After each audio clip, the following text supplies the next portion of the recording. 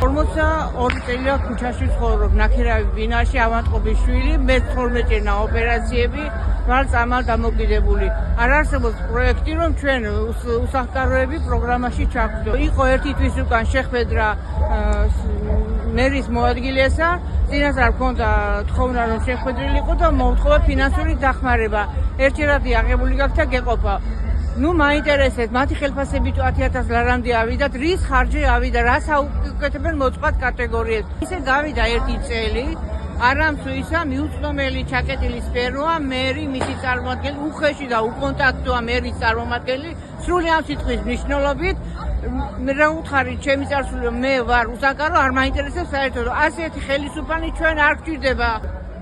ხვის სახში რა განწყობა უნდა იყოს, ჯერ უნდა იფიქრო, რომ ქირა როგორ დაფარო, მერე წამალი შეიძინო და მერე თავი დაიმკვიდრო დღევანდელი ზვირად ღირებული პროდუქტებიდან გამომდინარე.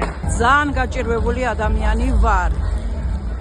ხელისუფლებისგან არავინ ყურადღება არ მომაქცია. ყავს კარდონშიც ვიჯექი 2 წლის უკან, მაგრამ ყურადღება არავინ არ მომაქცია. ესე იყო, რომ შემომთავაზეს 3,000 ლარს მოგცემთ, ოღონდ გაჩერდიო. მე 3,000 ლარი დღეს არ მშველის. საცხოვრისი მინდა, მე მყავს შვილი, შოშომოპერი. უსახკარო სტატუსი არ არის საქართველოსშიო და ვერ მოგცემთ. დარჩევნებზე 1500 ლარი მომცა გიორგი წინცაძემ, 1500 რამდენი თვე მეყოფა 900 ლარს ვიხდი. გაჩუმდი ოღონდო და მე მეგონა 1500 ლარი საიდან მოგცათ?